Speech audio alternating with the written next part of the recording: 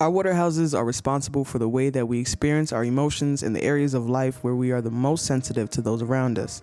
Water holds memory, so symbolically, our water houses represent our internal wells of information. Cancer, Scorpio, and Pisces are like different sized water vessels. The larger the vessel, or perspective, the more illusory the water, aka information. Cancer initiates our ability to internally perceive, inviting us to symbolically remember how to swim within our own memories. It invites us to be more aware and cautious as we navigate our emotional experiences. It reminds us to feel and to care because every event and persona is born out of context, and that context may produce wildly variable emotional responses and characters. It teaches that memories and emotional experiences, especially related to the family, will always influence our personality and our motivations to action. We gain confidence in our ability to achieve when we are authentic and comfortable sharing our emotional experiences. In this house, we are always reminded of where we've come from and how it has affected our emotional sense of security. When issues arise in this area of life, you quickly become defensive or passive aggressive. It's not an area of life where you feel inspired to take great physical efforts to improve. Instead, you prefer to focus on holding and protecting whatever you already enjoy about this area, using defense as your offense. Whatever value you receive from this part of your life is kept in a symbolic vault. As human beings, we are conditioned to guard our privacy. We guard things that aren't vital to our physical well-being, but losing them would still cause immense emotional pain. In your Cancer house, you protect yourself from emotional pain at all costs. It's a part of you that you feel you must keep alive and protected in order to remain emotionally stable. It's the house where you mother yourself, which is always in direct correlation with how you received nurture during childhood. Your Scorpio house represents how intense feelings of emotional discomfort demand transformation. Here, we're reminded of what we lack, especially emotionally, and how we can pull that energy from others. We recognize that we don't live on a secluded island where our emotional comforts are provided for mysteriously or passively. Someone has to give something up to keep us comfortable and vice versa. We don't get running hot water and electricity out of nowhere. Someone had to sacrifice the time and energy to install wires and geyser systems. Similarly, the money they got from doing the job didn't fall out of thin air either. We are all interconnected, and one person's loss is another person's gain. Setting fair rules for this exchange is established in Libra, while the act and feeling associated with risking something valuable is set in Scorpio. Most people live in a society. Even people living off-grid are still living on Earth and must live symbiotic. Even people who live off-grid are still living on Earth and must live symbiotically off of it in order to thrive. Life is an exchange, as is death and sex. In our Scorpio house, we learn that we cannot hold on to everything that provides us emotional comfort, not if we want to evolve and thrive for long.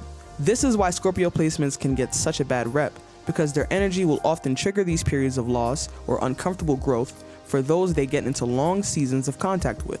Scorpio is about learning to let go without giving up hope, and of course, most people struggle to do this with things they care very deeply about. This house shows which area of your life you may experience these perpetual periods of loss, distrust, and the incessant invitation to transform internally. In our Pisces house, we take an even further step back to see that we are sensitive to information outside of our immediate personal and social environment. We have beliefs that we can't trace back to a specific person or time. We just know that we believe and feel it to be true for us. Pisces opens us up to the fact that we can have convictions we can't trace the exact origins of, and we cannot comfortably ignore these convictions even though we have no tangible way to connect with them. We have dreams and nightmares about things that have never happened, but Pisces shows us very vividly that they could. In one way or another, anything could happen, and the brain would not know the difference between fact or fiction. Our Pisces house is covered with this kind of fog.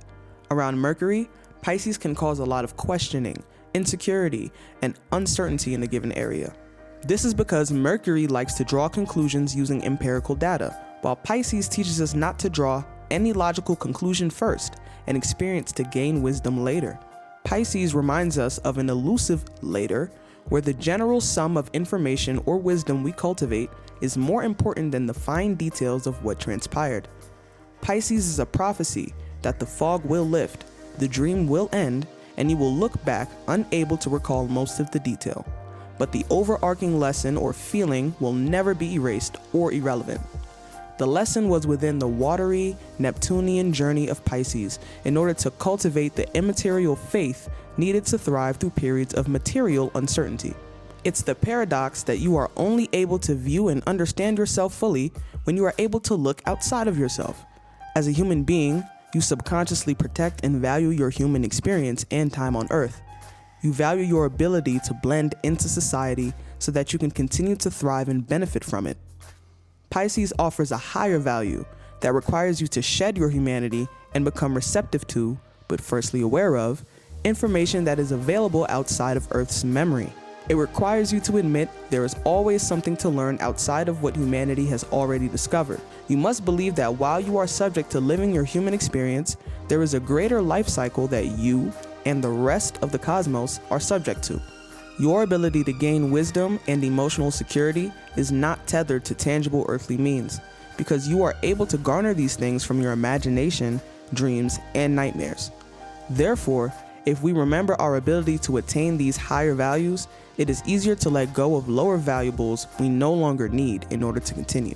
Moral lines can become very blurry, as with most things in our Pisces house, as the value of human life starts to become more abstract, drifting further away from the typical embodied human perspective.